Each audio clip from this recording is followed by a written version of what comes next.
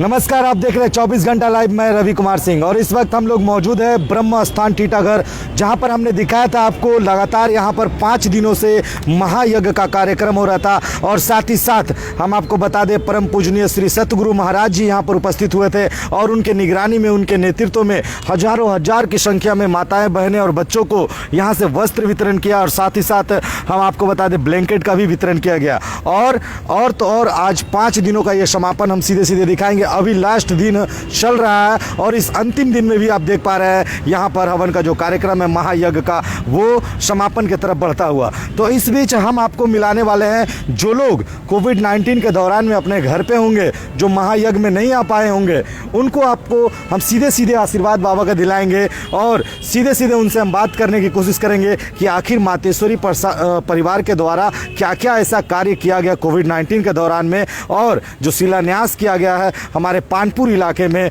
आखिर वहाँ पे किस तरह का जो है पूरे परिवार को बसाया जाएगा। तो बहुत बहुत स्वागत है सर 24 घंटा लाइव में आपका।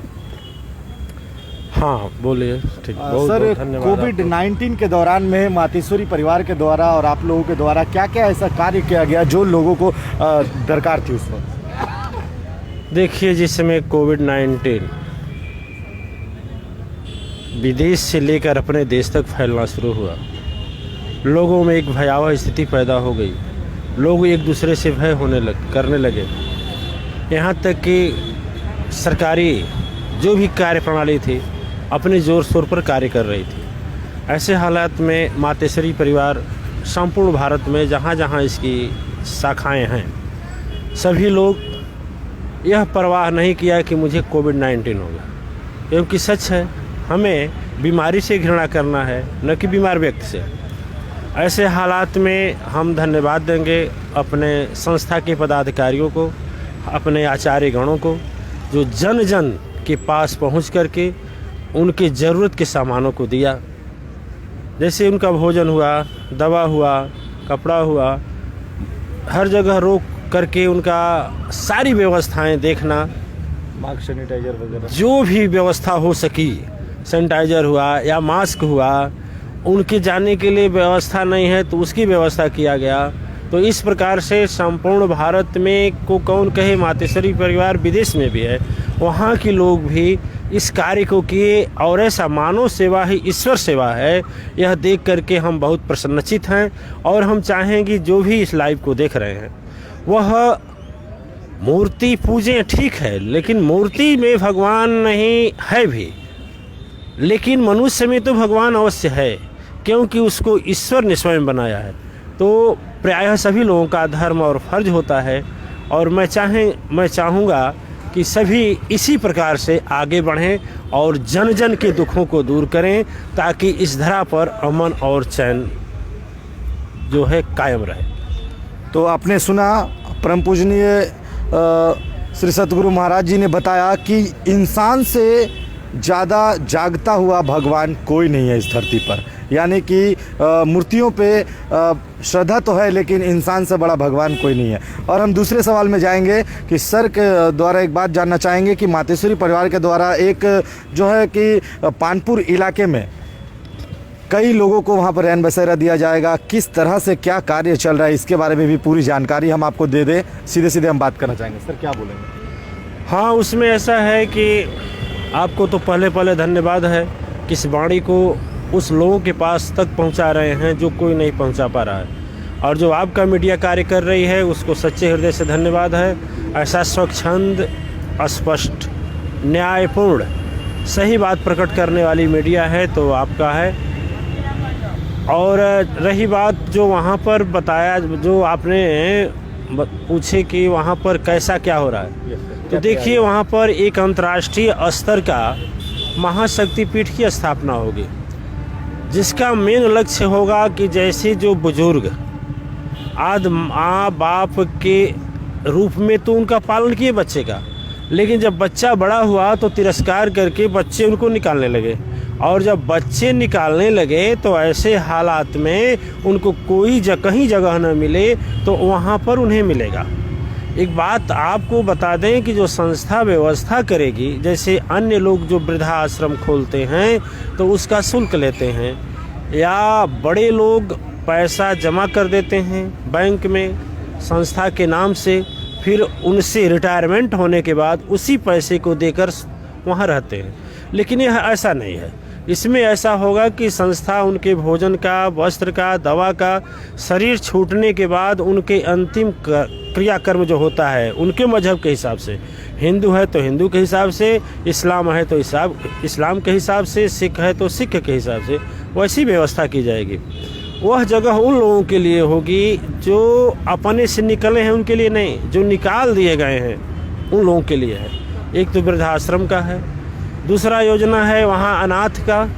जैसे आज देखिए वासना की वशीभूत हो करके जिस तरह से कुछ दुराचारी लोग एक बच्चे को जन्म देते हैं जिसमें उस बच्चे का कोई दोष नहीं, वह निष्पाप है, दोषी तो उसके माता पिता हैं, लेकिन उस बच्चे को फेंक दिया जाता है, कचड़े में फेंका जाता है, कहीं ऐसे जगह फेंक दिया जाता है कि हिंसक पशु आकर खा जाते हैं बच्चे को। और जिस मानव जन्म को पाने के बाद एक अधिकार होता है मनुष्य को जीने का, लेकिन वह नहीं जी पाता और वह अनाथ बच्चा तिरस्कृत होता है। ऐसे हालात में वहाँ एक अनाथालय की भी स्थापना होगी। हालांकि हमारा अनाथालय तो है, लेकिन उसका विस्तार रूप देने के लिए यहाँ पर मैं व्यवस्था किया हूँ। और उसके अलावा वहाँ पर एक धार्मिक और सांस्कृतिक कार्यक्रम का एक अंतर्राष्ट्रीय स्तर का ऐसा संयोग होगा जिस पर मैं दावा करता हूँ कि हिंदू, मुस्लिम, सिख, ईसाई उस मंच पर सभी होंगे। और वह दिन हमें उम्मीद है कि जितने दर्शक इसको देख रहे हैं उन लोगों के सहयोग से मुझे जल्द ही प्राप्त होगा। तो जैसा कि उन्होंने बताया कि महाशक्तिपीठ जो बनाया जा रहा है, यानी हम आपको बता दें किसी संस्था का तरह इस संस्था को नहीं चलाया जाएगा। ये संस्था आपकी पूरी जिम्मेवारी, यानी कि जीवन से लेकर मरण तक पूरी जिम्मेवारी जो है वो पूर्ण रूप से निभाएगी। और हम बता दें आपके लिए जो बच्चे अनाथ होते हैं, जो सड़कों पर होते हैं, जिनके रैन बसेरे नहीं होते हैं, उनके लिए भी एक अनाथालय भी बनाया जाएगा। और कई जगहों पर इनका अनाथालय अभी भी चल रहा है, लेकिन विस्तृत रूप से इस बंगाल में नहीं हो पाया है। वो कार्य भी आगे लगातार बढ़ रहा है। इस बीच हम बात करेंगे आज के कार्यक्रम का कि आज अंतिम दिन महायज्ञ का समापन हो चुका है और आगे इसके बाद फिर कब बंगाल आ रहे हैं, फिर इसी धरती पर क्या करेंगे, दूसरी बार हम बात करना चाहेंगे सीधे। सर क्या बोलेंगे? हाँ, बहुत बहुत धन्यवाद आपको इस प्रश्न की जानकारी जैसे आपके जिज्ञासु और दर्शक देख सकेंगे। देखिए, मेरी भावना यह है कि इस यज्ञ से संपूर्ण विश्व को संदेश देना है। हम सदा जयघोष में बोलते हैं और बोलना भी चाहिए, विश्व का कल्याण हो। विश्व कल्याण की भावना से यह यज्ञ की गई है, चाहे की जानी चाहिए, चाहे होता भी है। तो इसमें केवल पश्चिम बंगाल की बात नहीं है, अखंड ब्रह्मांड में जो व्याप्त यह मंत्र का उद्घोष या हवि जो दी जाती है, उसका जो वातावरण शुद्ध हो करके आकाश मार्ग से पहुंचता है, प्रदूषण को समाप्त करके मन के प्रदूषण को भी शांत करता है। तो मेरा यही इसका लक्ष्य है और जन जन से भी मेरा यही कहना है कि अब हम उस पद्धति पर चलें जो हमारे पूर्वज आज के बहुत समय पहले, हजारों वर्ष पहले रचना करके चले गए। चिकित्सा विज्ञान जहाँ नहीं पहुँच चुका, कोविड-19 इतना खतरनाक हुआ कि उसका इलाज चिकित्सा विज्ञान के पास उस समय नहीं था। अभी परिपूर्ण रूपेण सफलता चिकित्सा विज्ञान को नहीं मिली है, लेकिन वह कोविड-19 को समाप्त करने वाली भी जो शक्ति है, विश्व नियंता परम शक्ति सत्ता, उनके शरणों में यदि हम समर्पित हो सकते हैं तो कोविड-19 के अतिरिक्त भी यदि कोई भी बीमारी आ सकती है तो उससे हम आसानी से लड़ सकते हैं, क्योंकि वह विश्व नियंता जैसे चाहते हैं वैसे विश्व ब्रह्मांड का संचालन करते हैं। आने का तो हमारा प्रायः, जैसा आपने प्रश्न किया आप फिर कब आ रहे हैं, तो आने का तो हमारा आना जाना कार्यक्रम लगा ही रहता है। और यहाँ के लोगों से विशेषकर से इतनी प्रीति और हमारा प्रेम है, इतना प्रेम और प्रीति है कि उसका हमारे ऊपर ऋण है। हम प्रयास करेंगे हर वर्ष इससे भी विशाल रूप यहाँ करके और जन जन के दुख में काम आया जाए। असहाय लाचार बेबस को वस्त्र का वितरण, भोजन आदि इत्यादि जो भी जितना हो सकेगा हमारी संस्था करती रहेगी। आपको इस सहयोग के लिए बहुत बहुत धन्यवाद। तो आप सुन रहे थे इस वक्त परम पूजनीय श्री सतगुरु महाराज जी को, जिन्होंने साफ साफ शब्दों में ये कहा आज समापन हो चुका है महायज्ञ का। लेकिन हम बता दें कि आना जाना तो हमारा लगा रहेगा और हर जगह पर कार्यक्रम होता रहता है। लेकिन एक बात और हम बता दें आपको, यहाँ पर तमाम जितने लोग आए हुए थे, माँ के प्रांगण में माँ का दरबार सजा हुआ था, वहाँ पर बिहार, झारखंड और कई जगहों से आए हुए थे। और हमारे बीच जो सतगुरु महाराज जी हैं वो भी गोरखपुर से बिलोंग करते हैं और लगातार उनका यही कार्य रहा है कि जन कल्याण किया जाए। धर्म ही उनका यही कहता है कि लोगों की सेवा करना ही हमारा सबसे बड़ा धर्म है।